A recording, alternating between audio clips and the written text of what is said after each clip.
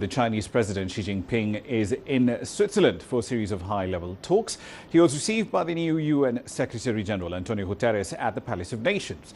In his keynote address to the United Nations office, the Chinese president said that the world is in an era of challenges and risks like terrorism, and the only way to overcome them is for all nations to work together. China has taken up a key pillar in the international community. The UN Secretary-General mentioned that China has taken up a range of development projects and taken part in preventive diplomacy as well. In light of the ongoing conflict in Syria, the president announced that China will provide humanitarian assistance to Syrian refugees.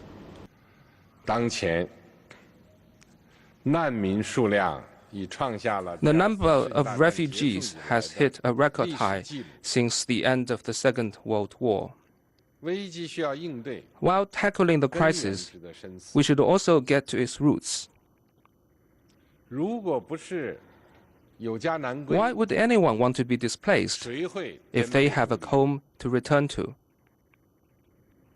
UNHCR and the International Organization for Migration should act as the coordinator to mobilize the whole world to respond effectively to the refugee crisis. China has decided to provide an additional 200 million yuan of humanitarian assistance for refugees and the displaced of Syria.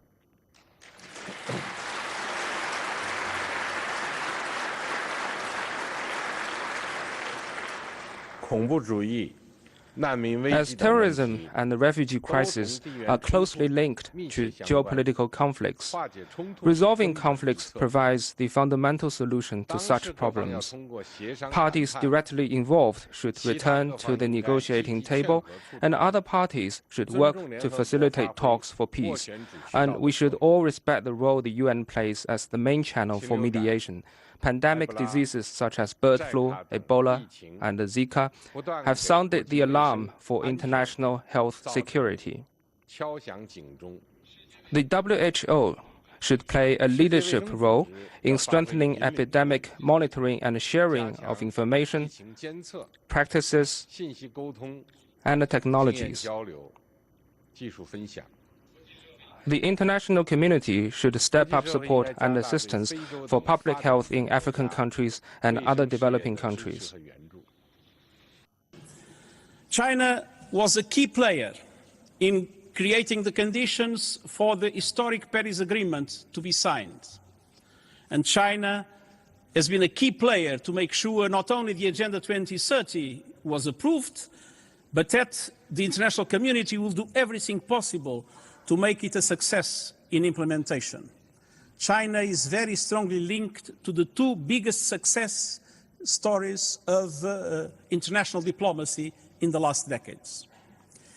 But under your leadership, Mr. President, China has taken a number of other very important initiatives for global development. The launch of the Asian Infrastructure Investment Bank, the Peace and Security Trust Fund that supports the UN and the developing countries.